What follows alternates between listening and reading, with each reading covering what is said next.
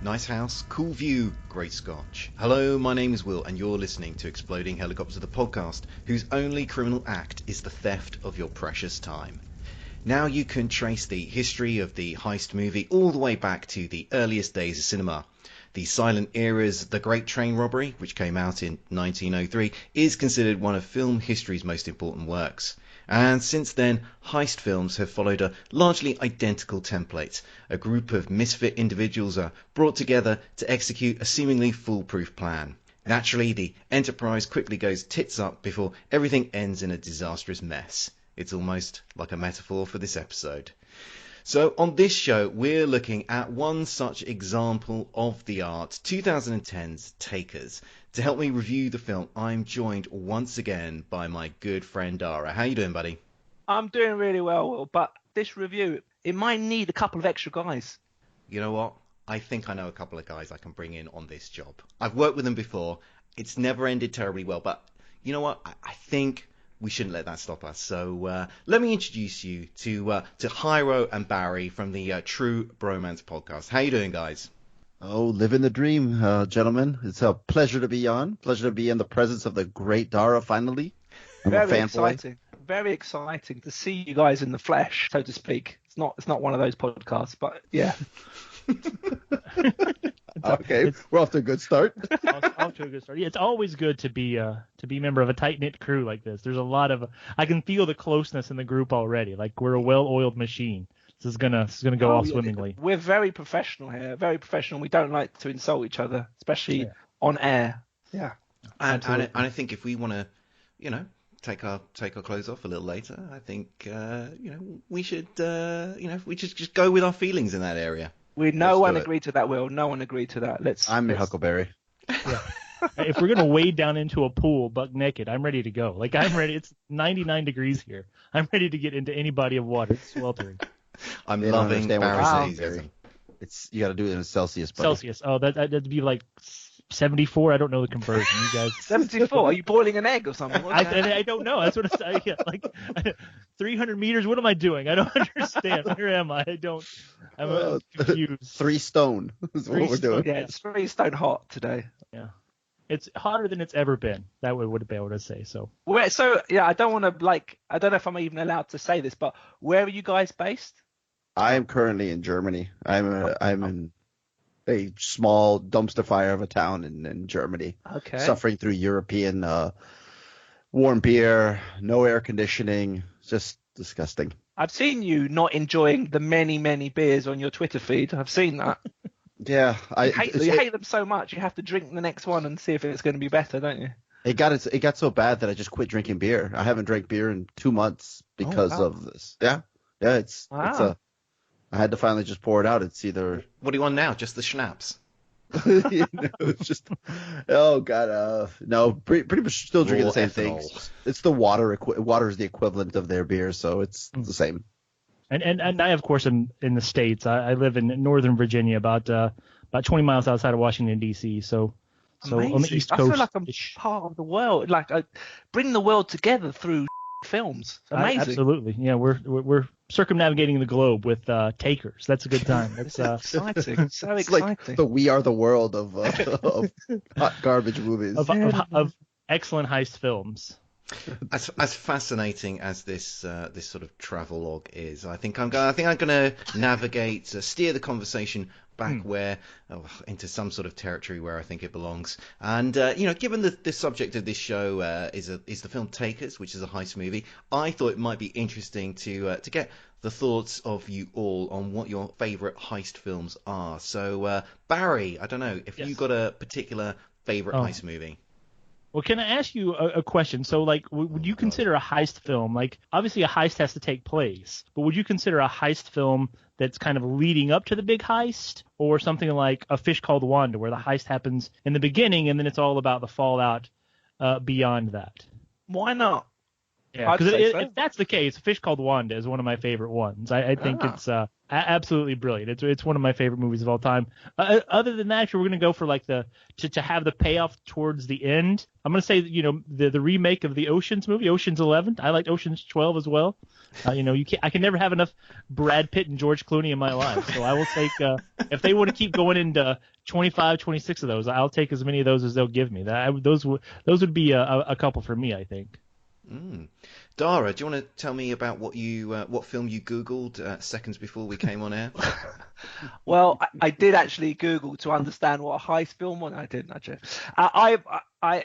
It gives me the opportunity to push one of my favorite directors, which is Tarantino. So it goes without saying that Reservoir Dogs for me is my favorite heist movie. You don't see the heist. You don't see the heist. That's the point. You see, it's all about the interhuman interaction between the characters, and you get to hear the story through their basically telling the tales of what went right and what went wrong, and that you get more of a fleshed out thing, and it's more kind of interesting for me working out what actually happened without seeing it. So for me, that's would Jackie Brown be considered a heist film? Because there's that like a general heist towards they're stealing that luggage full of money. I mean, it's a small heist. I guess it is. I mean, is the definition of a heist just robbing a bank, or is it robbing anything? Yeah, what's the monetary number you need to get to be a heist territory? Like petty theft is, a cash register. Like, what do you have to? Do you have to break into a vault to be a heist movie? Like, what's that's the question. What's the measuring stick to actually be qualified as a heist? I hope no one's asking me, because this was just meant to be you're leading this. This was just meant to be a semi-entertaining, like 3-minute bit before we got into the review of the film, not a goddamn interrogation. Well, I'm just trying to lay out the lines. We need the rules.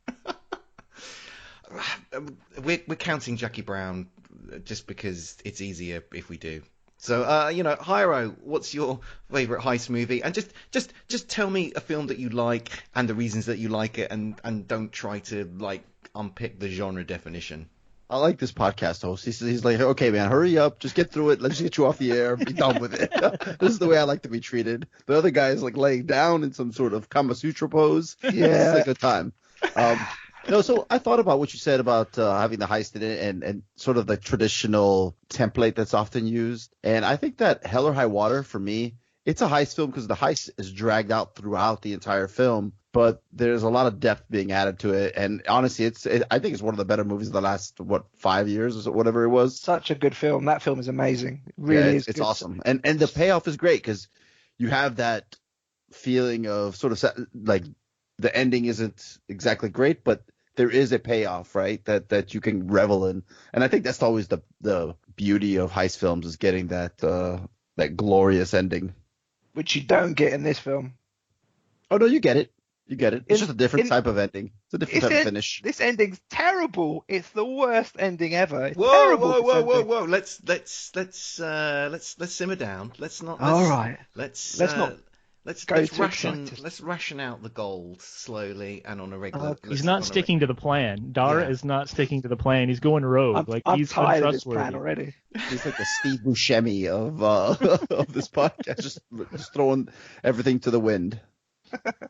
Okay, well, I can see that clearly we're all really enthusiastic to talk about Takers. So let's listen to a few sound bites cut together with expository interjections from a gravel-voiced trailer man impersonator.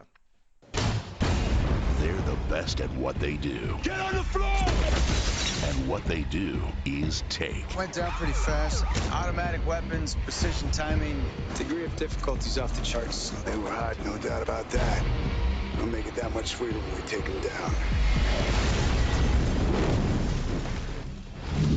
What's up? I got a deal we need to discuss. You coming at me with the job right now? A once-in-a-lifetime job. 25, 30 mil. Now, with one cop closing in. Only so many people know how to use C4. We're definitely out to something big. They're going after. A lot of money, but this whole thing feels forced. It's too fast. It's too rushed. Their biggest score yet. They ain't gonna know what hit them. A seasoned team of bank robbers successfully complete their latest heist and lead a life of luxury whilst planning their next job. But then a former member of their team is released from prison and convinces the group to strike an armoured car carrying $20 million. as the takers carefully plot their strategy and draw nearer to pulling off the grand heist, a reckless police officer inches closer to apprehending the criminals.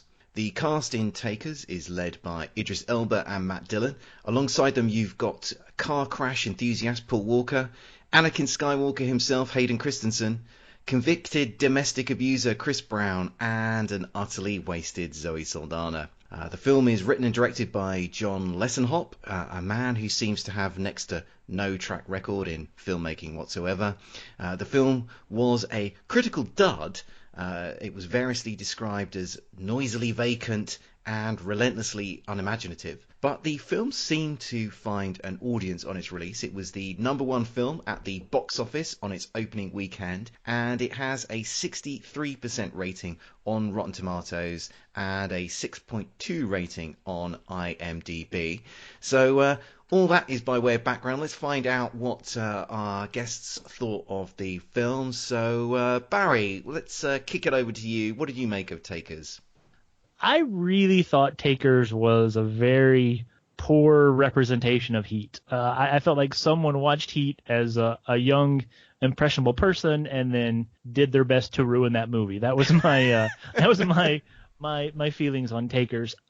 It feels like it's got all the pieces that it's got the grizzled cop who kind of colors outside the lines, but he gets the job done. It has all of these little markers, but they're just so quickly glossed over that none of it really comes together. It's like Cliff Notes of a bank heist movie. It really is so abbreviated. They only want to get to the big set pieces. We got to get to the shootouts, the explosions. Like they're all gas pedal to get to there. And I just, I don't know how behind the scenes you want to go to, but when you invited us on, there was some discussion about what movie it was going to be, and you offered up Takers first, so I found it that night streaming on one of the services that I have, so I watched it, and then a day or two after there was discussion about, well, maybe we could. I was like, please don't make me have watched Takers in vain. So I think that really sums up my feelings. Like if not for this podcast, I would have felt like it was an incredible waste of time.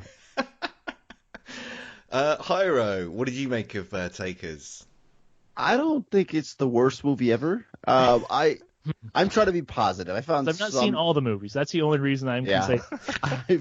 I found some enjoyment here. I mean, there's an excellent Chris Brown chase where he's doing flips and bounces all over the place. I didn't realize he was such an athlete. I'm assuming running from the police. In the many arrests that he's been part of is a good training for this. It's paying off. I mean, the guy went full method actor. He's got good cardio. Sure. You can't knock his cardio. But yeah, I'd be very spot on. This thing is not very good. I genuinely thought this was straight to DVD, and in doing my research for this illustrious podcast, which of course I'm going to give it my best. I'm not going to lay down on the ground and just kind of show up looking haggard and weather worn, but I found that it was #1 at the box office. That's bonkers to me. Like, I sincerely believed that this was straight to DVD because there's no way you have Chris Brown and T.I. and Michael Ealy and Matt Dillon. This is like a rogues gallery of D-level actors, and I was stunned that maybe America really is just falling apart, and it's been happening for much longer than the Trump presidency or anything like that. It's.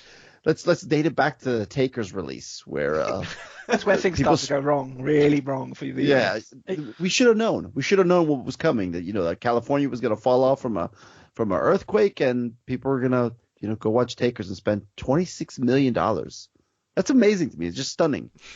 And okay, do go ahead. No, I was gonna add into the funny thing. You talk about how like the major release that it was. Like, not that he's maybe the most valued critic, but I believe Stephen King writes an article for Entertainment Weekly, and he put Barry this went as his to Wikipedia. I did research. Wikipedia is not research. You ate very it. impressive. Research. I read that's research, my friend, and he put it in his top 5 of the year, or maybe it was his #1 film of that year that it came out. So that we're obviously on the wrong side of history here. I think or maybe time hasn't been kind to Takers with Chris Brown's shenanigans and Idris Elba's Stephen King growth likes a as bit an of a actor. drink though. You might have got him on the Twitter when he's had a few whiskeys and he's just types any old nonsense. He could have binged back into the Coke. This could have been a Yeah. Coke fueled review of Takers. That could have been it. So you say it's got a bad cast, Hyro, but it's got Idris Elba in it. It's got Matt Dillon. He's done quite a few decent films. It's got not a bad cast for like it's a terrible film. Terrible.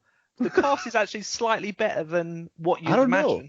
It's got Jay Hernandez. You love Jay Hernandez. I love Jay Hernandez, but I'm going to argue with you here that I believe that Idris Elba might be one of our most overrated actors working today. Whoa. And I hate to slander your countrymen or whatever it is, the great hope for James Bond. I haven't seen a single film where he's good, where he's genuinely acting well. He's ridiculously bad in this. I mean, Chris Brown is out acting the guy. I would completely agree. I think Idris Elba there is no bad script or bad role that Idris Elba gets that he doesn't seem to want to take. He's got that stupid role in the Marvel movies as that doorman with a funny hat as like whatever he is. Bridge keeper. He's a doorman. He's a doorman, basically a glorified doorman. He was in that Star Trek film, but he was under so much prosthetics. You couldn't actually. It could have been any actor under all that blue prosthetics. He obviously had his big moment in The Sun with The Wire, and he's been amazing in The Wire. Rightly so. But ever since then, his choice of roles has been absolutely shocking. Absolutely shocking. What was that Stephen King book he did with Matthew McConaughey? The Dark Tower. Oh, God almighty. Abysmal. Brutal. Oh, yeah, that was really bad. Maybe that's just not his fault. That was just a Okay, he was book. awful in the gambling movie with the lady we like, Barry, the red. She's in It too. She plays the redheaded lady. Yeah, yeah, I know what you're talking about. The Molly's Game or something like that, right? Yes, Molly's Game. Awful, abysmal. The movie's good. He's terrible. Or passable. The movie's passable. I don't think it's going to get any better with his next release coming out either. The Fast and Furious spinoff. That doesn't exactly have promise. Why does he bother? Well, anyway, let's perhaps dig into some of the action sequences in this film. There are a couple of heist sequences, and there are some other big action set pieces in this film. What do people think of what they saw in terms of that side of the film? So, Dara, let's kick it over to you. Well, it's kind of the only redeeming feature of this film, because plot and characterization, everyone's one-dimensional. The action sequences are kind of a bit of a sweet relief because they're reasonably well done. He goes for the shaky kinetic style of camera work. At one point, I was feeling a little bit seasick. It reminded me when I saw Blair Witch at the cinema, and I was feeling a little bit sick after that. Yeah, the action sequences are quite exciting. I quite like the when they blow up the road and they're obviously planting C4 underneath in the sewers to get the truck that goes over just at the right point, and everyone's got their little roles to play. That was quite good. It was quite interesting. I don't remember seeing a film that had a similar sort of premise. That was unusual, but they're just rushing to get to the next action sequence because the kind of characterization of they've forgotten the rest of the elements that make a good film and just concentrate on the action.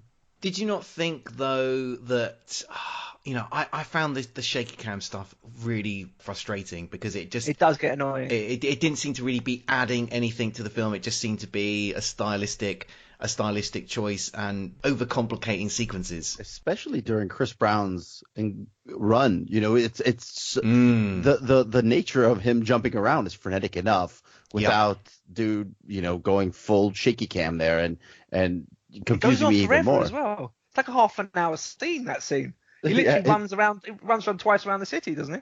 It's great cardio. Great cardio.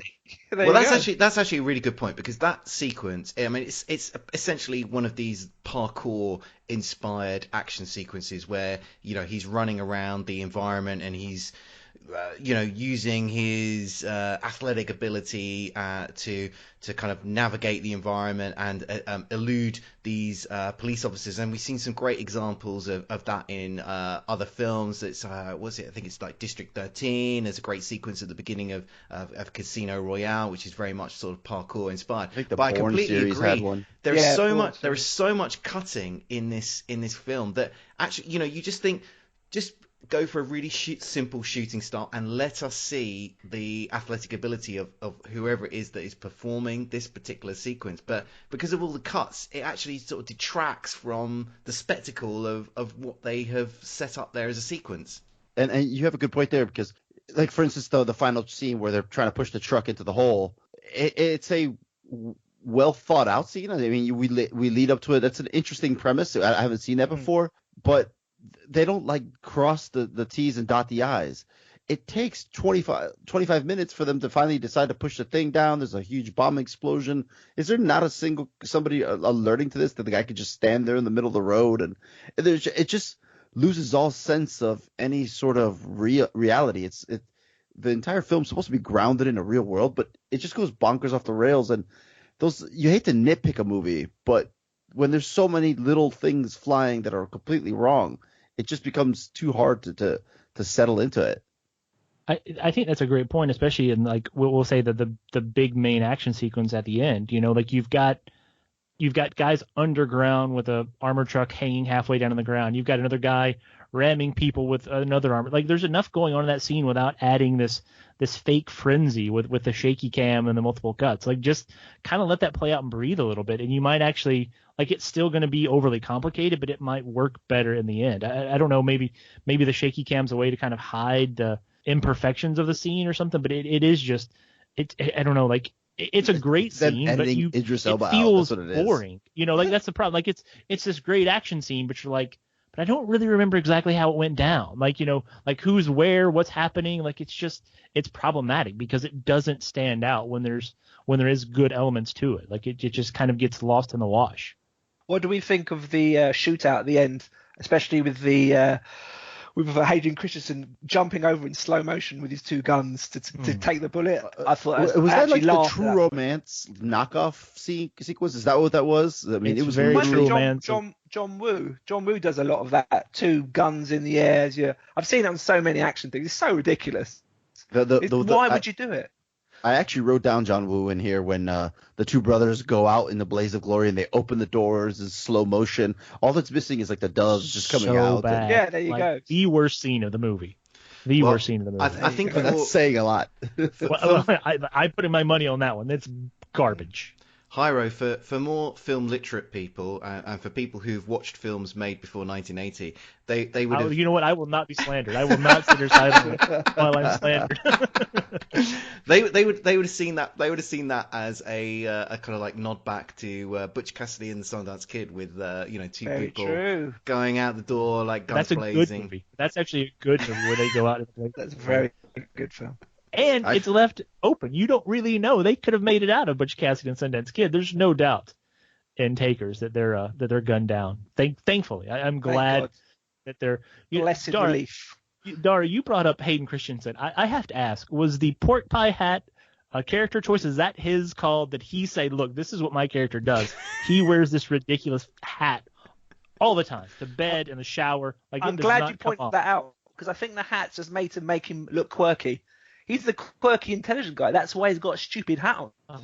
That's literally the only thing. It wasn't the ridiculous accent he was throwing on us, and the I don't know, what was he supposed to be, like a native New Yorker or something like that, like very deep. I don't know. I lost that. Where is he? American? Where is he from? Hayden Christensen. He's Canadian. Is he? Yeah. He's the devil's spawn. There's no way he's from hell. Like, he is garbage to bring every movie he's in down. Like, there's just absolutely a demon.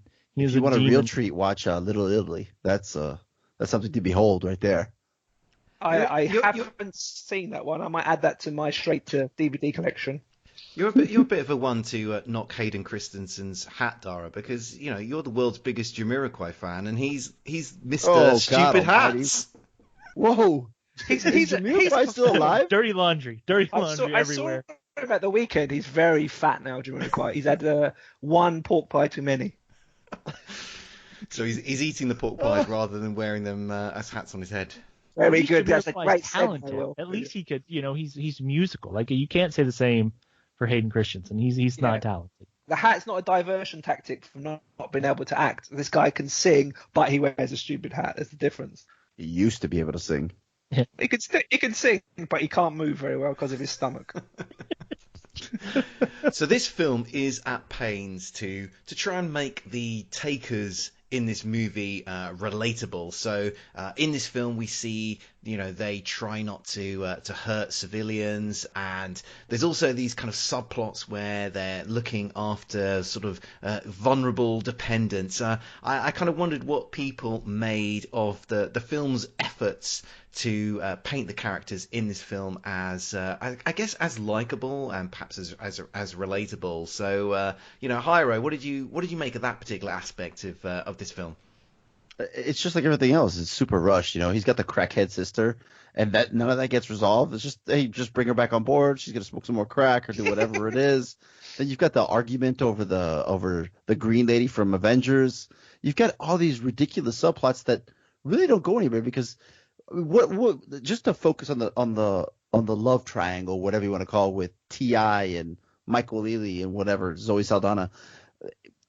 What is the payoff there? Like, genuinely, I mean, they glare at each other a couple of times. There's nothing that kind of interweaves into the heist. Like, there's a double turn, or I knew you were the guy, or get out of here.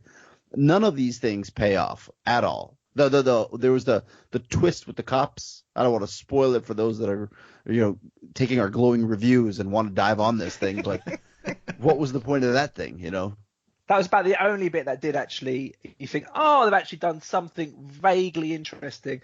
I say every single other kind of, they were making almost like a concerted effort to try and make everyone more humanistic and have like different plot strands, but they don't go anywhere. Everything goes up a cul-de-sac. There's so little thought has gone into this script to make it interesting. Everyone's giving something that kind of distinguishes them, right? Idris Elba's got the sister. Matt Dillon's like divorcing from his wife. Jay Hernandez has got the sick kid. Like, everyone's got something except Hayden Christensen and Varsity Blues guy. I can't think of his name all of a sudden. He's got a hat, and the Varsity Blues guys likes to wade into the pool naked. Like, that's like where are there, like, are you talking about the great defining Paul Walker, the defining actor of our era? Where's Paul Walker's quirk other than being just like insanely loyal to Idris Elba? Like, there's just. Everything is so rushed. Like, it's just, again, it goes back to like someone took like script writing 101. Everyone's got to have a thing. So that's what, my sister's a crackhead, and he gets to, the eighth character, and he's like, he wears a funny hat. Like, he runs out of time. He runs out of effort. I don't know. Like, it's really... How are we going to make this hat thing work? I don't know. Let's put it on his head. That's a good one. It's like they took the script of Pulp Fiction when Mia Wallace is telling the Fab Force 5 little story, and she's the Ginsu knife thrower, and this one's great with bombs, and that's exactly what it is, just fleshed out just a tiny bit more. It's a tiny, and then you throw in Idris Elba of characters, because they all the characters have these have these things, and they're all really quite paper thin, and I don't really quite understand what we're supposed to think of these characters, because they all live this very sort of seemingly lavish lifestyle. They're all swanning around in these designer suits. They're all like, drinking scotch in their like the private room of some sort of jazz club that they all own. And there's this like throwaway line in the film where they give like they pull off this heist, and then one of them says, "All right, yeah, 10% to the usual charities." And I don't really quite understand like what we're supposed to think of these characters. Like, are they meant to be Robin Hood type characters, or are they just into this criminal lifestyle because that's the only way that they can fuel this sort of luxury lifestyle that they want? I mean, the film doesn't seem to really sort of have a point of view on the way in which it portrays its characters. It's a really strange. I found it a very strange film in terms of how it was presenting the kind of the lead characters in this film. I think they were just greedy, weren't they? They at one point he goes, "We're takers. That's what we do." Oh God Almighty! That's what actually what they said. That's a line. How awful is that title? How awful is that title? It was literally Takers. It was called Bone Deep was the original title, which I thought was a better title. But for the porno that is this podcast right now. Who gets to go bone deep first? That's what I want to know. That's probably why they didn't. There's probably the double meaning there that they wisely avoided. Yeah, I didn't really get. This is the whole point of these things. You don't really care about anybody. You don't really care if they get the money. You don't really care if the policeman catches them. You just don't care because there's no character, it's no interest for me in any of these people. Oh, so let me ask you this, Dara, to put you on the spot. You know, we talked about older heister films that we like. You know, Will prepared this incredible thing that nobody adhered to, mercifully.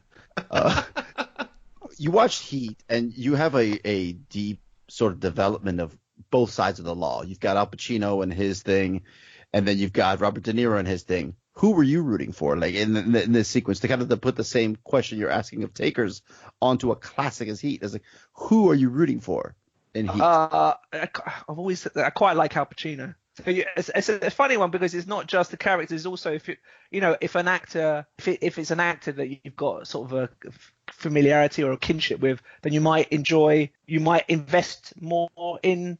I guess that's why they pay the big bucks to some of the well-known actors, is because they take an audience along with them, and people sort of believe them more. So I've always been a big Al Pacino fan, so I'd probably go for Al Pacino. Well, see, that's just because you have styled yourself on Frank Serpico. That's why, Dara. He's a handsome fella. What can I say? I was thinking more like drunken Antonio Banderas, but you know.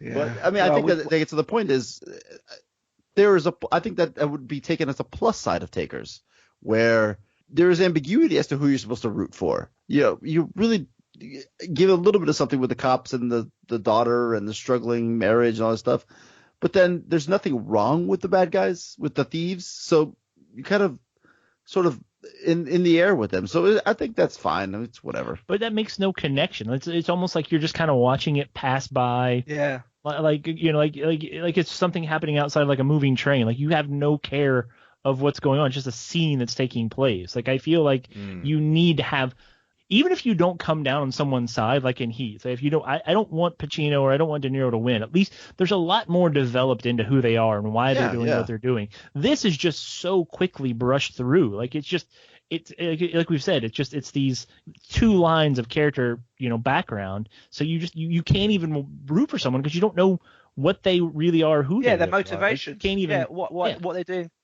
I think at the end, are we allowed to talk about the ending now? Can we talk about the ending? Yeah, we can talk about the ending. They're right. Takers. So the end, I was almost like, I was surprised that I thought, is there more to this? Is this going to be? I think they were trying to say that Takers 2? Is that what you were hoping for? No, not Takers 2. So they were, I think they were trying to say that the sister, the drug-addled sister, was desperate to get to the Caribbean where she could make a better life for herself, and the fact that Idris Elba got away with the money was a good thing, so he could take his sister to the Caribbean. You're supposed to be happy about that. But when I just saw them driving off and Matt Dillon just shot on the tarmac at the airport, I just thought, he's doing all this for nothing. It seems just such a... Why do they get to... There's nothing in those characters that makes me root for them. Why am I happy that he's got away with it? I think you were just happy that it was over. I think there's the celebration. You got to celebrate something in this film. It just ends on this whimper. Like it really does. There's a half shootout. Matt Dillon kind of calls for help.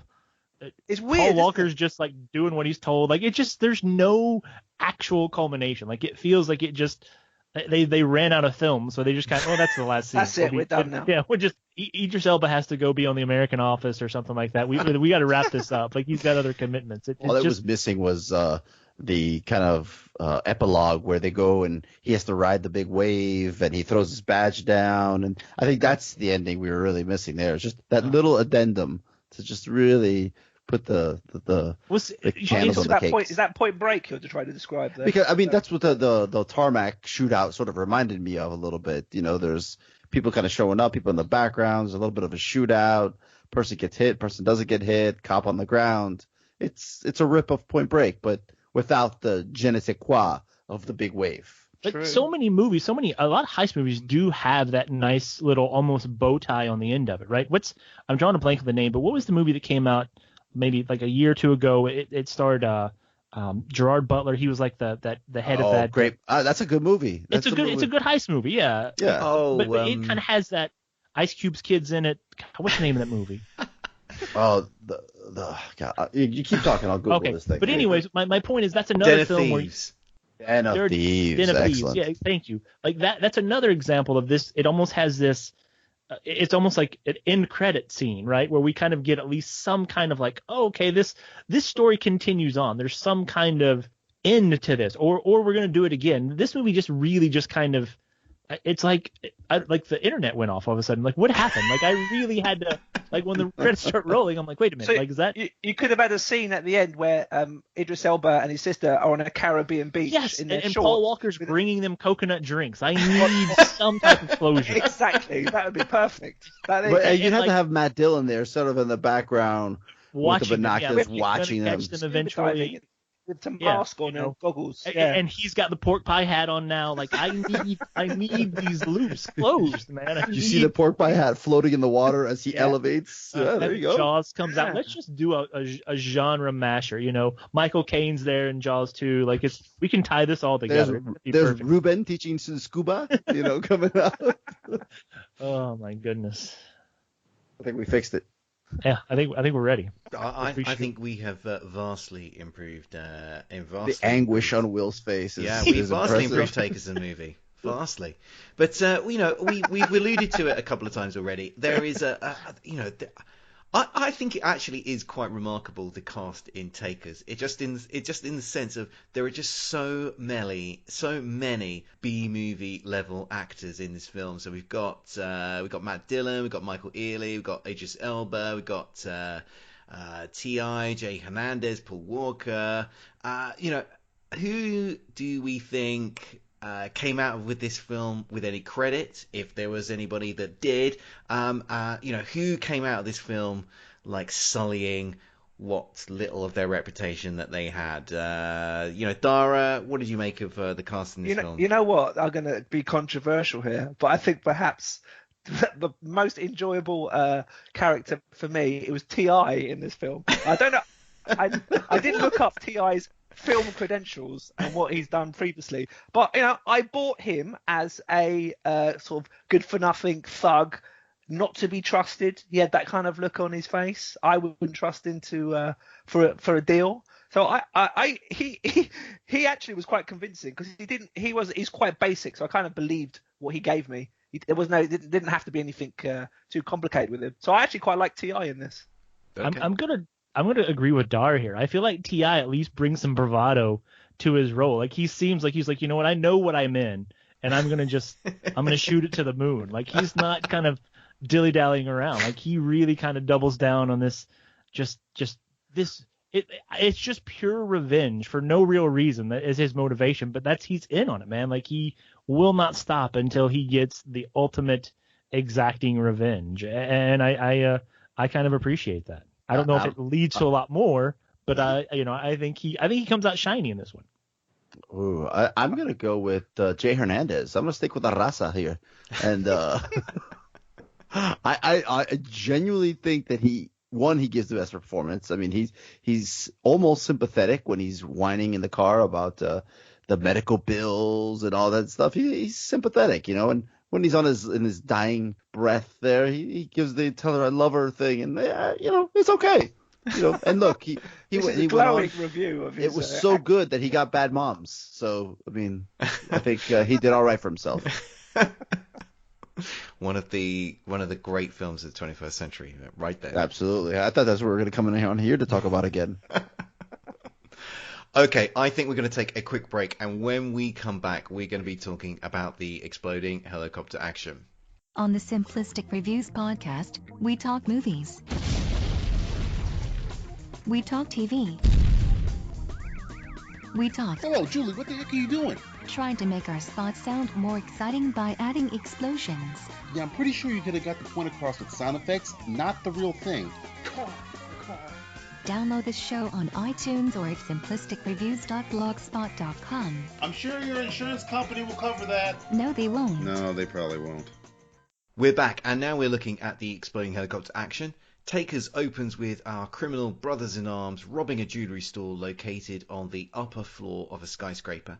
To make their escape, Elba and his gang flee to the roof and commandeer a helicopter that, with credulity stretching convenience, just happens to have landed there. After making their aerial getaway, our plucky anti-heroes abandon the chopper in a deserted car park. As they stroll away, one of the thieves triggers an explosive, killing off the helicopter.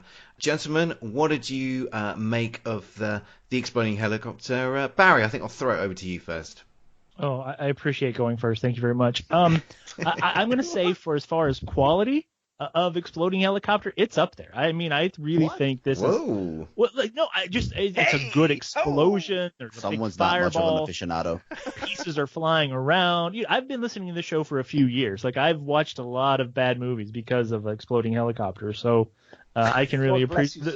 There was a big tournament online recently where I saw nothing but nonstop gifs. It turned out poorly, by the way. The wrong movie won. Did someone win? I don't even know what happened with that. But anyways, we get that later. But I really thought the explosion itself was pretty good. No one being injured in it is, maybe I don't want to say want people hurt, but usually that accompanies this. But it's a throwaway action piece. Like, it's almost like this is your finale, and they're like, no, we're gonna put it in the beginning. This is how we're gonna open up our big action sequence with an exploding helicopter. It feels disrespectful to exploding helicopters everywhere. We're just gonna do it like in an empty baseball stadium parking lot as we do the cool guy walk away. It's really a little bit cliche, but the explosion's great. The setting, the result, the why is very poor. I would say that. Like, I love the explosion. Where it takes place, why it takes place is horrible. That would be my takeaway.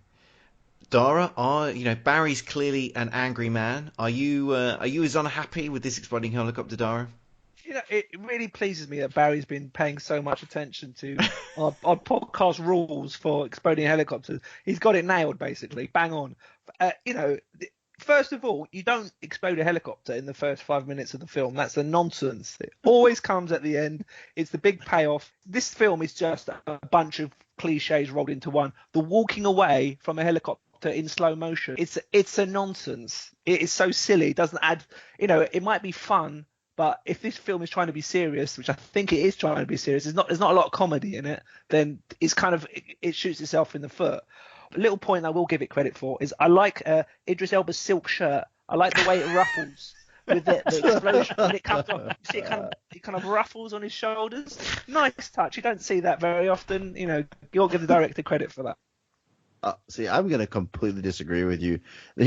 So I'll agree that the disrespect given to this exploding helicopter is high. The level's high. Yes, it's early, but you cover it up with these mongoloids, and during the slow walk, you can barely see the helicopter. Not only that, here is Exhibit A as to why I think that Idris Elba is one of the worst. He can't even do the slow walk away. He's like flailing. Watch it again. He flinches, doesn't he? He flinches. Not that he's flinching, but his arms are almost extended horizontally, and he's like flailing. He doesn't know how about. to walk. Yeah, he's like, I don't know how to walk. What do I do with my arms? Yeah, he can't do it, and he kind of has like, he looks like a guy in a clown suit. Like, you would expect Pennywise to come at you like that, he's coming to attack the children, but no, he just can't do it. Do you think that Pierce Brosnan would, did all this good work in the slow-mo walk away to have Idris Elba come out here looking like Pennywise the Clown? Just piss all over it. Yeah, just terrible. I cannot help but look at him. He's completely overshadowing this explosion that Barry thinks is fantastic, which maybe could be if I wasn't staring at this dude who can't walk properly. I'm focusing on the main part of the scene. I'm looking at where you're supposed to look, not at the distraction of the the Jackson 5 strolling away. Has he done something personally to you, Hiram? It's like he has 6 extra joints in his arms. Each arm has an additional 6 extra joints. I think he's done something personal to you. You've got some big beef with him, haven't you? I didn't think he was that great on The Wire either. Wow. You can't say that. You can't say that. Do we think that it was that plausible that this many people would not look at an exploding helicopter? I mean, I've seen a lot of exploding helicopters in films. There is no way I would just walk away with my back turned to an exploding helicopter. I don't care how cool it may make me look. I mean, I know that's the cliche, but I didn't buy it. But not to mention, there's a danger involved there, right? The propeller might impale you. Yeah. There's shrapnel coming. Maybe it's like we don't get enough of the background, and these guys do kind of set up the heist based on the scenario that they're in and need it. But it's almost like this is their calling card. Like it's the sticky bandit version. Like every heist, we steal a helicopter and just blow it up for no reason at some random escape point. They're so used to it. It's our fifth heist, our fifth exploding helicopter, but we've kind of got the shortcut version to the final one where they're just over it. Like we're so beyond this. Minus Idris Elba and his Pennywise rendition that apparently that's going on. I don't know. He's waddling is what he's doing. That's the word. He's waddling away. Like Danny DeVito as the penguin. He kind of just struddles around. It's so bad. I mean, there is also, just the fact that there is this exploding helicopter in this film, it's a kind of a sort of a nonsense. It's very, very bizarre that it's there because this exploding helicopter comes out of this heist sequence whereby they're robbing this particular building. The police are called, and so basically they steal this like newscopter. They've anticipated that this newscopter is going to A, turn up, B, land on this roof, and it's completely implausible. And that particular sequence, it felt like there was, 5 minutes chopped out of the film where there'd be the bit where, oh, look, we can't get out the front of the building, we have to go to the roof, and then somebody kind of comes up with this improvisation to get them out of this situation. I don't know. That would have been more interesting. I think what they're trying to make out that they're perfectionists. They know they've worked it down to the last second. They know when to get in, when to get out. It's all perfect. I think that's what they're trying to set up, but you just don't believe it. Minus the giveaway salute, right? This thing goes off without a hitch, right? I mean, it's if it not for this tale that Chris Brown gives, they would have gotten away with this scot-free. Like it really is just like Dara said, they're just so good at this. Like I know that news will be in the air. I know we can get and why would they land to film this? Like you would get a better view from the chopper flying around the building. No, we're gonna actually go down to the bank vault ourselves with our cameras. We're gonna get right in there. It doesn't make sense. Like it really is. Like what? But if going back to the Heat comparison, you see something similar where they blow up this getaway vehicle or whatever. I think it's like an ambulance in Heat, and in that sequence it's like a jug with a small bomb on it, and there's a very small explosion, just enough to kill the thing. It pops and it's just a small fire. Here they brought along enough C4 to blow up a dam. You know what I mean? So the thing literally explodes beyond belief, almost soiling Idris Elba's ruffly shirt that Dara's so fond of, as he walks away. But if you want to go unnoticed, don't bring a nuclear weapon to blow up a small helicopter. Okay, I think that just about wraps up this show. Barry, Hyro, do one of you want to take a minute to plug your own fading podcast? Yeah, sure. You can find our show whenever it comes back on True Bromance Film Podcast. We have a Twitter handle. We're kind of on a little bit of a hiatus right now. We're reassessing what we're gonna do, but we do have a bunch of shows in the catalog, and we're gonna be releasing some shows here coming soon. So, but you can find us on iTunes, Stitcher, the regular places. True Bromance Film Podcast.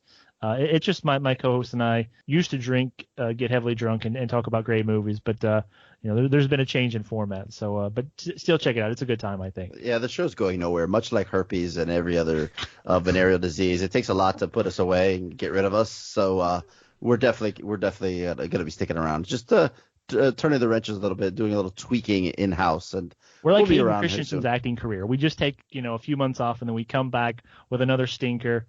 We just keep piling them on. So we might go away for a little while. So with a hat. Much like a lot of venereal diseases, very popular with the youth.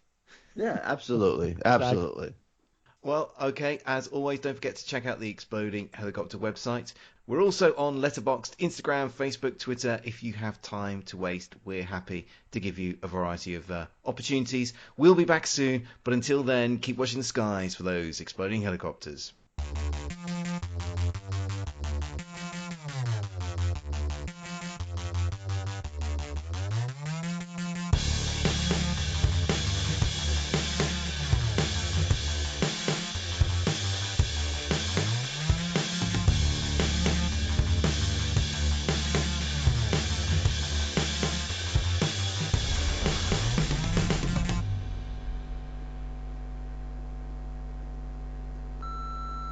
This podcast is a proud member of the Lamb Podcasting Network. Find the network at largeassmovieblogs.com.